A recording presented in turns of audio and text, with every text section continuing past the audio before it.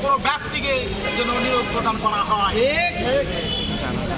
আমি যারা আজকে উপস্থিত আছেন সবাইকে এই কর্মকাণ্ডের সাথে তার নাম জড়িয়ে আছে, এজাহারভুক্ত এবং চার্জশিটভুক্ত আসামি হিসেবে তিনি আছেন।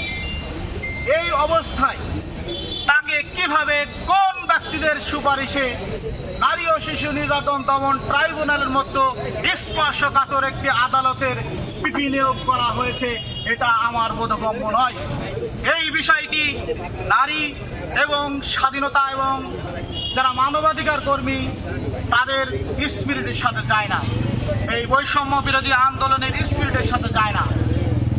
এছাড়াও আপনাদের কাছে আরো জানাচ্ছি যে জারি হয়েছে 15 বছর ধরে এজিপি হিসেবে দায়িত্ব পালন করেছেন ABM হক ইনামুল সাহেব, তিনিও এবার নিয়োগ পেয়েছেন এজিপি হিসেবে।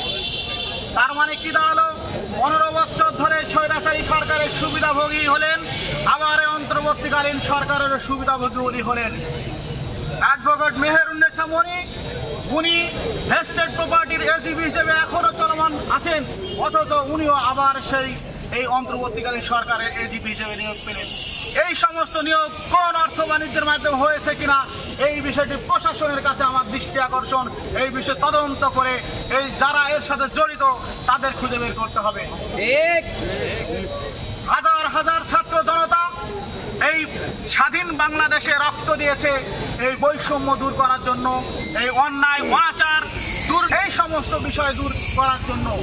বাংলাদেশে এখন একটা নিয়োগ দেওয়া হয়েছে, নিশ্চয়ই কোনো উদ্দেশ্য রয়েছে, কারণ এই জুলাই বিপ্লবে অনেক ছাত্র আহত হয়েছে। বিগত 16 বছরে যে পরিমাণ লুটপাট দুর্নীতি হয়েছে তার প্রতিটা লুটপাট দুর্নীতির বিচার হবে এই আদালতে। ফলে সেই ফ্যাসিস্ট সরকারের সেই দুর্নীতি লুটপাটের বিচার যখন হবে তখন সরকারি কৌশলী, সরকারি পাবলিক প্রসিকিউটর যদি অযোগ্য হয় তাহলে কিভাবে ন্যায় বিচার নিশ্চিত হবে? অবশ্যই এইখানে ব্যাপক একটি গোপন ষড়যন্ত্র রয়েছে, যেই কারণে একজন অযোগ্য লোককে এই এত বড় একটা পদে নিয়োগ দেওয়া হয়েছে। তেমনি ভাবে নারী ও শিশু নির্যাতন দমন ট্রাইব্যুনালে একজন প্রসিকিউটর নিয়োগ দেওয়া হয়েছে, যার নিজের ডায়েরি খুঁজে একটা মামলাও পাওয়া যাবে না। আপনারা জানেন না হয়তো, তার ডায়েরিতে একটা মামলা নাই, সে কোনো মামলা ফাইলিং করে না, কোনো মামলা ট্রায়াল করে না। সে নিয়মিত বাংলা ভিশন নামের একটি সংবাদ সংস্থায় চাকরি করে এবং বেতনমুক্ত চাকরিজীবী। সে কিভাবে আইনজীবী যার প্র্যাকটিসই নাই, সে কিভাবে নিয়োগ প্রাপ্ত হয়? আর প্রশাসন এটা না দেখে তাকে কিভাবে নিয়োগ দেয়? অবশ্যই এখানে দুর্নীতি হয়েছে।